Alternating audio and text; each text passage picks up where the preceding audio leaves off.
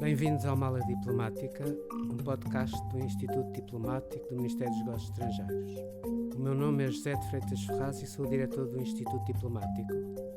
Neste espaço vamos conversar com diplomatas e outras pessoas ligadas à política externa para conhecer melhor tanto as suas experiências de vida como diversos temas da política internacional. Esta edição do Mala Diplomática vai ser inteiramente dedicada ao tema o 25 de Abril e o multilateralismo. Em 24 de Abril de 74, Portugal encontrava-se isolado a nível internacional. A política externa portuguesa focava-se então na relação bilateral com países-chaves, como Espanha, Reino Unido e Estados Unidos, e isto para a manutenção dos seus interesses e como garante da integridade do Império Colonial Português. Apesar de um breve ímpeto multilateral de Portugal durante a Primeira República, com a adesão à Sociedade das Nações em 1919 e depois também como membro fundador da Organização Internacional do Trabalho, a partir de 1933, com a instalação do Estado Novo, as abordagens multilaterais passam a ser feitas não por convicção ou interesse na funcionalidade das organizações internacionais, mas por motivos pragmáticos, tirando partido do multilateralismo apenas quando isso era vantajoso para o avanço dos interesses do Estado Novo, razões por detrás da adesão à NATO, à ONU, ao OSCE, ao EFTA. Com o 25 de Abril e o processo de democratização, houve a necessidade de reajustar as instituições nacionais à sua nova inserção internacional, tendo para tal sido necessária a adesão aos principais instrumentos jurídicos enquadradores do direito internacional. Para abordar este tema, temos hoje connosco Patrícia Galvão Teles, que é diretora do Departamento dos Assuntos Jurídicos do Ministério dos Negócios Estrangeiros.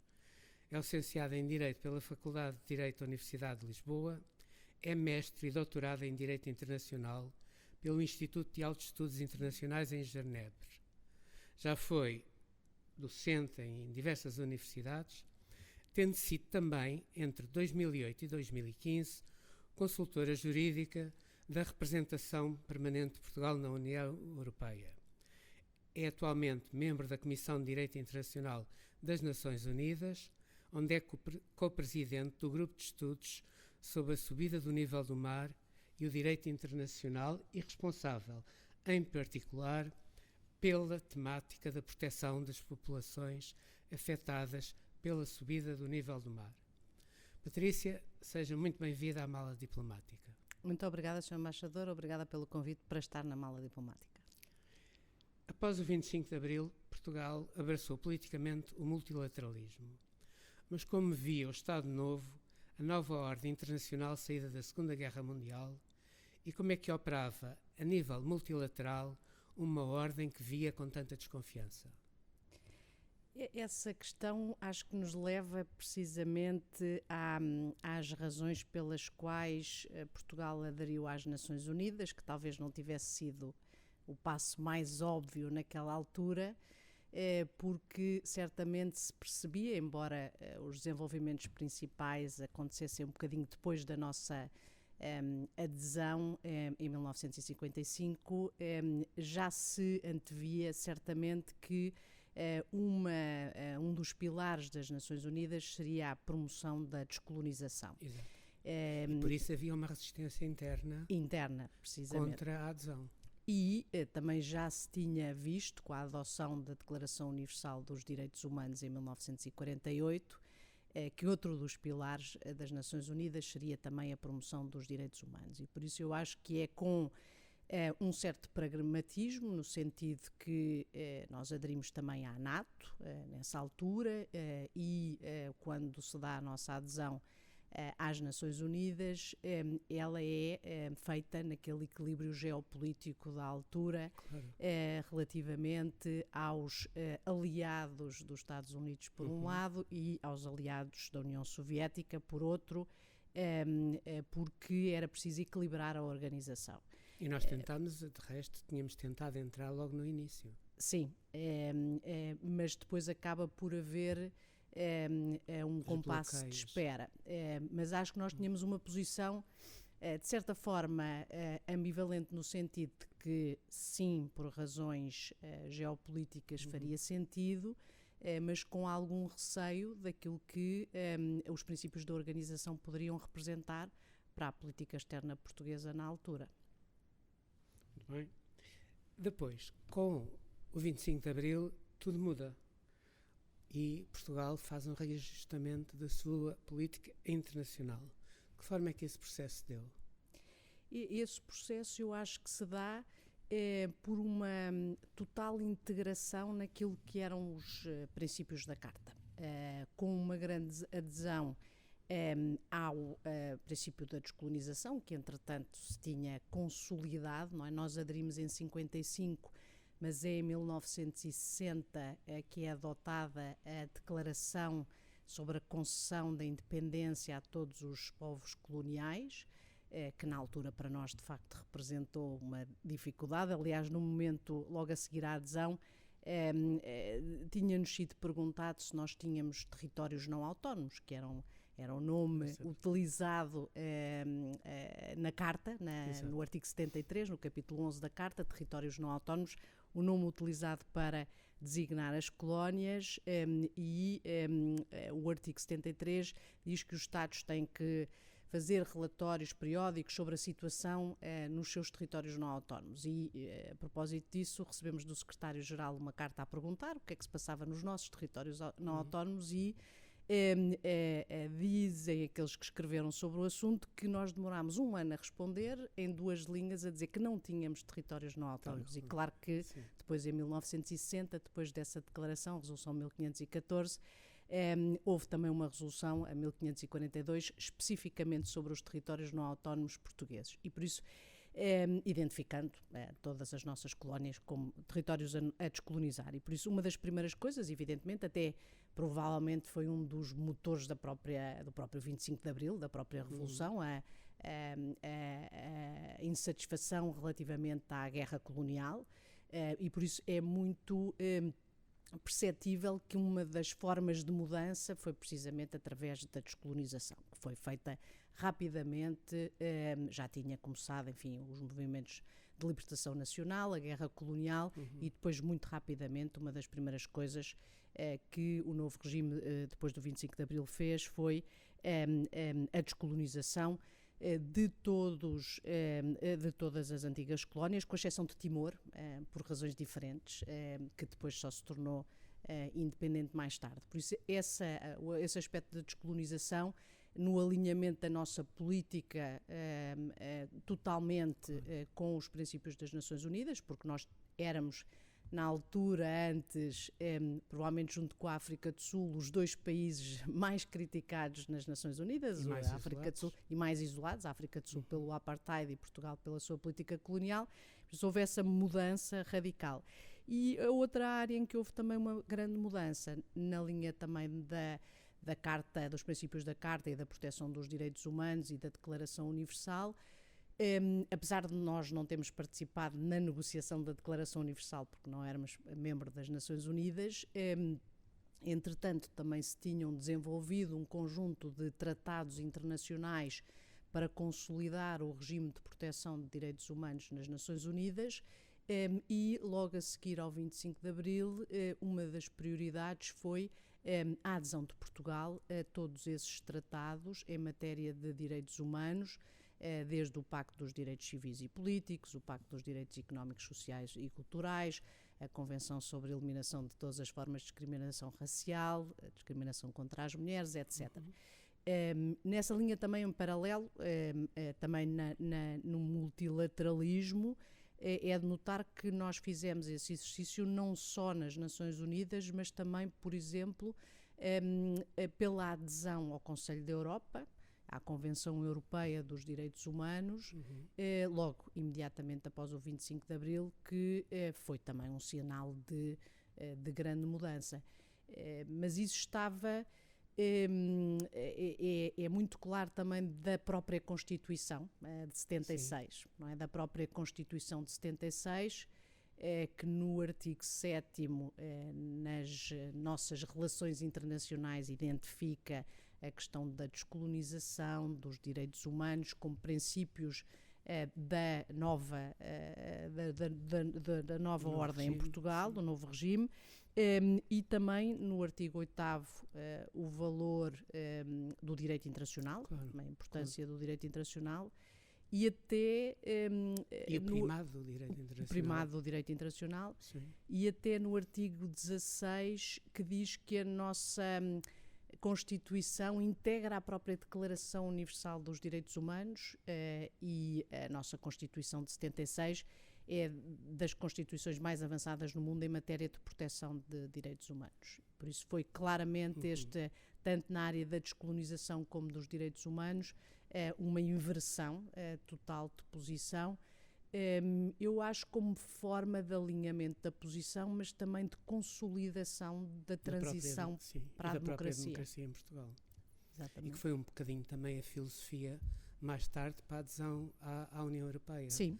Como fundamentos políticos e não, digamos, com fundamentos económicos. Sim, sim. Acho que é a garantia, todos esses processos em paralelo, Nações Unidas, Conselho da Europa e depois enfim, a CE, antes de ser uma união política, foram vistos como garantes da nossa transição para a democracia e consolidação da democracia. Mas logo a seguir ao 25 de Abril, havia uma série de tratados das Nações Unidas que já tinham sido ratificados por muitos Estados-membros, mas Portugal ainda não os tinha ratificado. E Portugal e o governo português entra, digamos, numa onda de ratificações sucessivas. Podia falar-nos um bocadinho sobre a importância desses textos, desses tratados que foram ratificados, digamos, na primeira década, logo a seguir ao 25 de Abril? Sim, sim, essa é também uma forma de integração na comunidade internacional e de defesa do multilateralismo.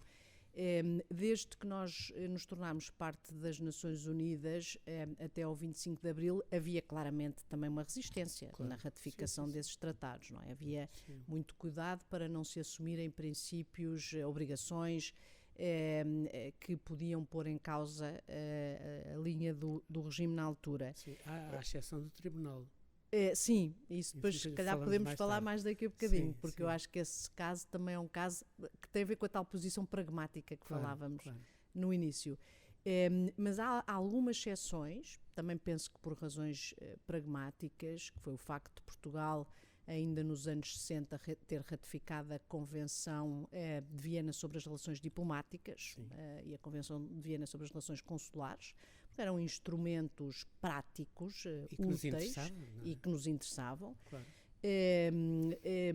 Mas e algumas outras convenções, por exemplo, também ratificámos ainda antes do 25 de Abril a Convenção sobre os Refugiados, mas de facto todas as outras, a ratificação foi só feita depois do 25 de Abril. No quadro dos direitos humanos, fomos recuperar esse tempo perdido, ratificando rapidamente todas as convenções que já existiam em matéria de proteção de direitos humanos, como há pouco já referi, direitos civis, direitos políticos, discriminação racial. Depois passámos a ratificar também, isso eu acho que foi parte agora das nossas prioridades e nosso posicionamento em matéria de política externa, de ratificar com alguma rapidez todos os instrumentos multilaterais mais fundamentais, tanto na área dos direitos humanos, como por exemplo na área do ambiente, das alterações climáticas. Nós somos parte praticamente de todas as grandes convenções multilaterais, ratificamos com alguma rapidez, isso eu penso que também tem a ver com o facto de ter havido, no período do 25 de Abril até agora, um consenso grande a nível interno relativamente à política externa, não é? E por isso facilita-nos, enquanto alguns outros países, por vezes, a ratificação de convenções internacionais pode ficar bloqueada no Parlamento por divisões internas. Nós temos tido uma grande constância em matéria de política externa e por isso nós vemos até relativamente, por exemplo, ao Estatuto do Tribunal Penal Internacional, que é um instrumento muito importante, já mais recente, 2002, que nós ratificámos também muito rapidamente, o processo que fizemos... Mais rapidamente que os outros Estados, ou que a maior parte dos outros Estados? Sim, bastante rapidamente. Nós Houve estamos uns que nunca na linha... ratificaram. Não, e não vão... Os grandes Estados e não vão ratificar. Estados Unidos. Não, Estados Unidos, Rússia, China... Não. Mas Reino Unido e França sim, não é? Sim, se falarmos dos P5. Claro. Mas também, por exemplo, na questão do direito do mar, nós também participámos ativamente nas negociações da Convenção de 82 e ratificámos com alguma... Foi um processo mais longo, mas foi um processo mais longo para todos os Estados, porque a Convenção demorou um bocadinho mais de tempo a entrar em vigor, mas nós tivemos dentro do processo e agora neste instrumento adicional de proteção que foi negociado há pouco tempo, da proteção da biodiversidade nas áreas para além da jurisdição nacional, o chamado Tratado BBNJ, porque o título é tão grande que nunca ninguém se atreve a dizer o título todo. Nós fomos dos primeiros Estados a assinar e o processo de ratificação está em curso, vamos ser provavelmente dos primeiros Estados a ratificar.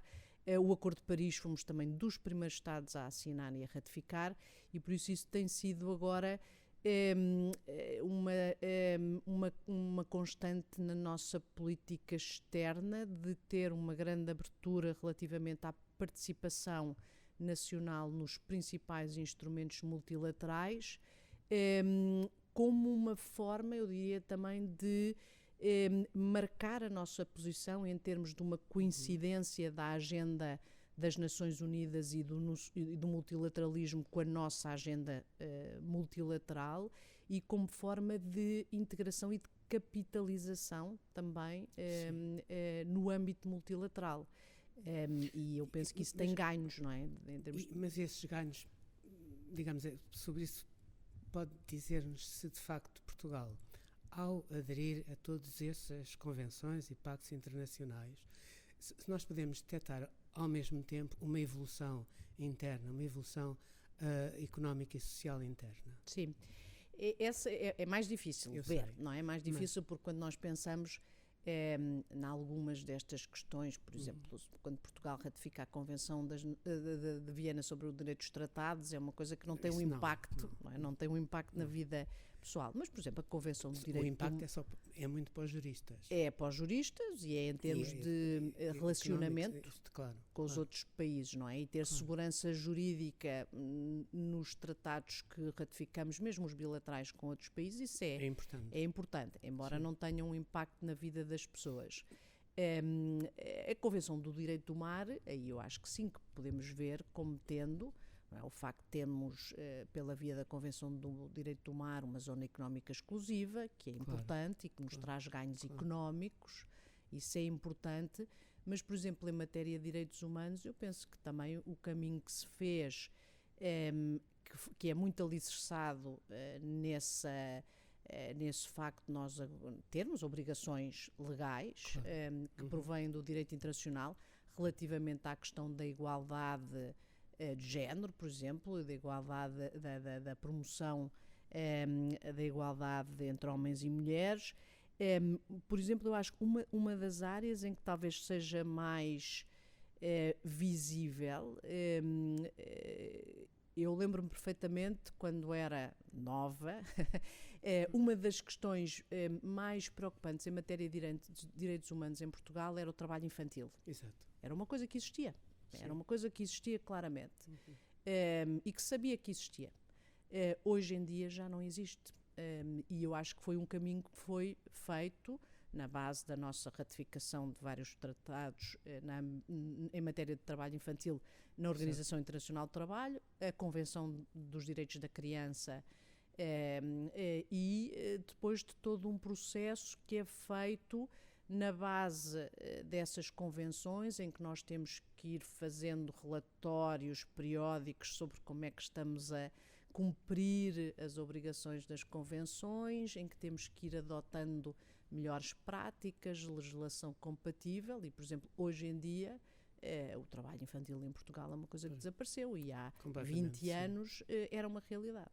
Esse é um dos exemplos. Nós podemos dizer que o multilateralismo, digamos que foi absorvido digamos, a nível político aqui em Portugal, pelos partidos políticos, pelos partidos do centro político, e que internacionalmente nós temos, digamos, tomado uma defesa do multilateralismo, vendo um bocadinho como parte fundamental da ordem internacional. Pode-se dizer isso?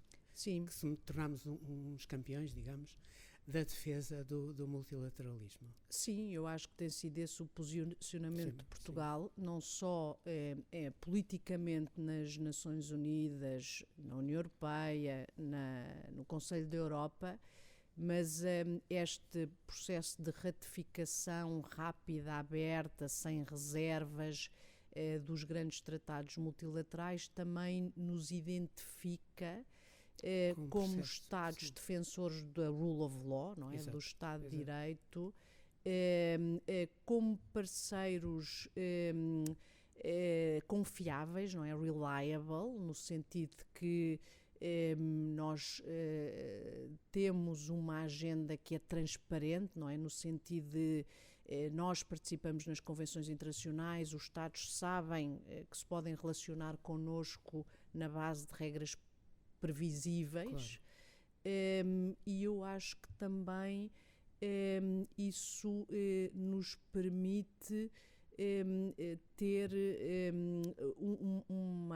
uma agenda muito próxima daquilo que é a agenda multilateral e de defender as soluções multilaterais e a negociação de tratados para resolver os problemas globais, seja na área das alterações, os grandes desafios, os novos desafios, as alterações climáticas, as novas tecnologias, as armas autónomas, as pandemias.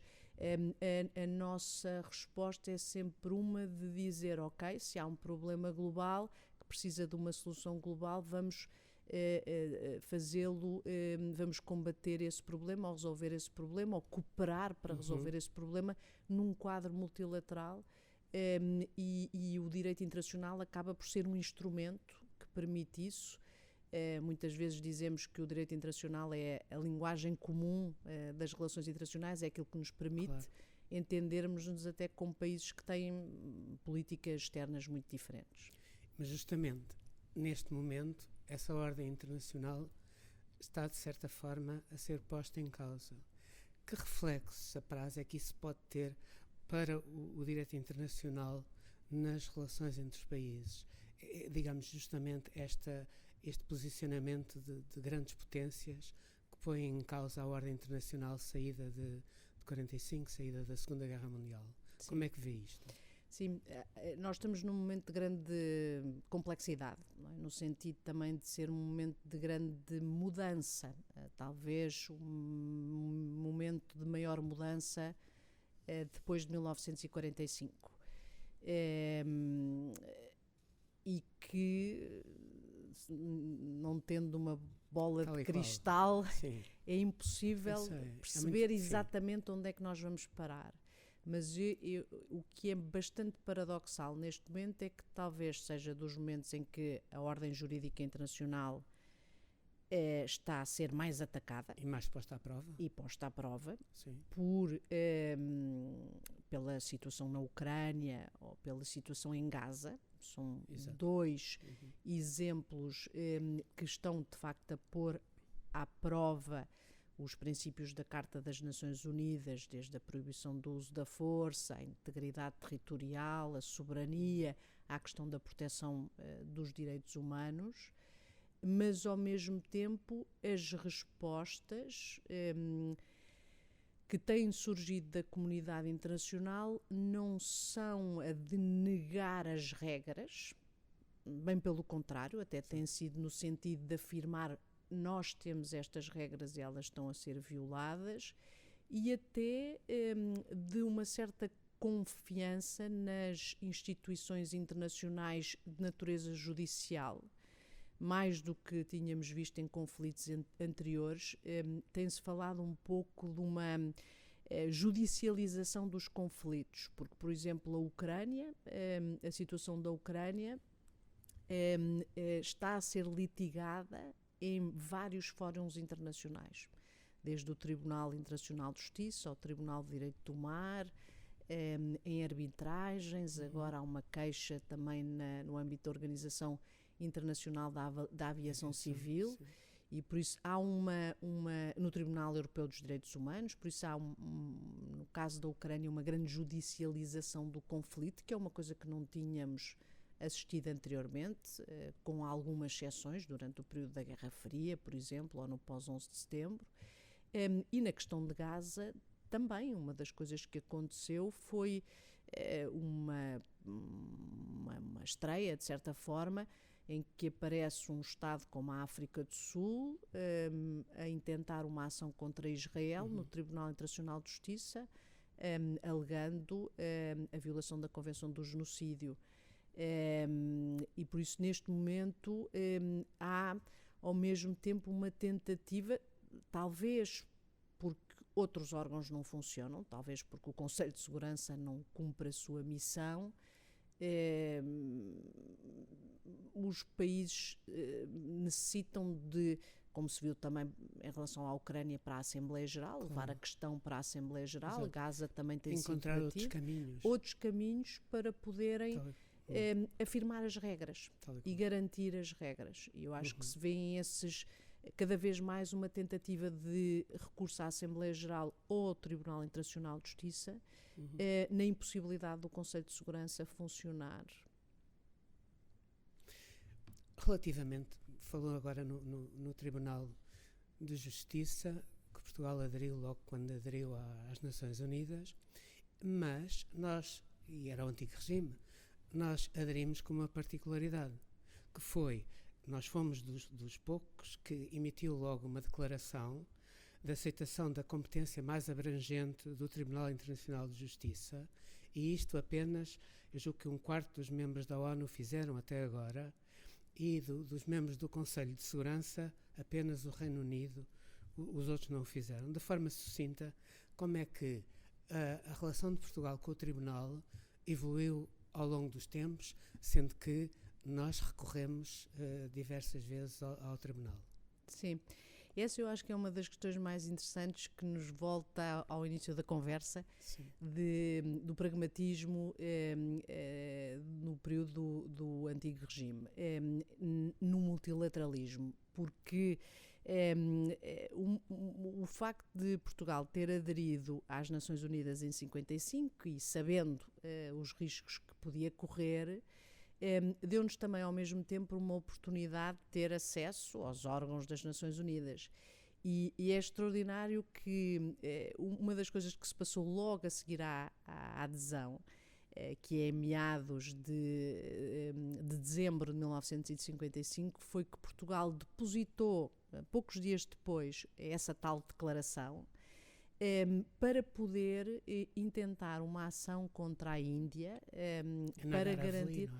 Sim, Goa, Damão, Diu, Dadra, Nagar Haveli, que eram os nossos pequenos territórios, pequenos Exato. Enclaves Sim. em território indiano, porque na altura a Índia estava a limitar o direito de passagem de civis e militares entre os nossos vários territórios na Índia. E por isso foi também esse pragmatismo. Nós aderimos às Nações Unidas, mas também vimos uma oportunidade de, com isso, conseguir afirmar o nosso direito de poder colonial na altura, e ganhámos a ação, o caso que ficou conhecido como o caso do direito de passagem. Nós conseguimos ganhar a ação no tribunal, embora depois, em termos históricos, acabámos por perder, não é? Perder historicamente, porque pouco tempo depois da decisão do tribunal que nos deu razão e afirmou o direito de passagem, a União Indiana acabou por invadir e anexar Goa, na linha com que eram os princípios da descolonização. E depois, quando voltamos ao Tribunal Internacional de Justiça, também fazendo... É ao contrário, precisamente. É uma situação contrária em vários sentidos, ou seja, no caso do direito de passagem, nós fomos defender a nossa posição colonial, ganhámos no tribunal, perdemos historicamente. No caso seguinte, que foi no final dos anos 80, princípio dos anos 90, a decisão é de 95, Portugal intenta uma ação contra a Austrália, por causa de um tratado que a Austrália tinha assinado com a Indonésia para explorar os recursos do Mar de Timor. Nós não tínhamos condições jurídicas para levar a Indonésia a tribunal, porque a Indonésia não reconhecia a jurisdição do tribunal, mas a Austrália sim, e nós fomos para tentar afirmar o direito à autodeterminação do povo timorense, por isso agora a favor da autodeterminação e não a favor da manutenção da posição colonial, por isso ao contrário também nesse sentido, mas o tribunal acabou por não nos dar razão, por uma razão técnica, porque disse que não podia avaliar as ações da Austrália sem a presença da Indonésia, né? Sem a presença da Indonésia, e por isso perdemos por razões, exatamente, a terceira parte, o terceiro estado indispensável. Sim. Mas depois a história acabou por nos dar razão, porque há um parágrafo no julgamento que diz que para Portugal e a Austrália, Timor continua a ter autodeterminação, a ter direito à autodeterminação. E eu acho que foi esse parágrafo que depois ajudou aquilo que se passou a seguir, não é? O facto de ter havido um reconhecimento da autodeterminação de Timor, do direito que se mantinha, que depois acabou por, claro que por mudanças políticas na própria Indonésia, permitir que depois se fizessem os acordos de Nova Iorque em maio de 99, que deram lugar à consulta popular, a vitória da independência e depois a independência de Timor em maio de 2002. E por isso estávamos do lado certo da história, apesar de termos perdido no tribunal. Doutora Patrícia Galvão Teles, muito obrigado. Muito obrigada, Sr. Embaixador.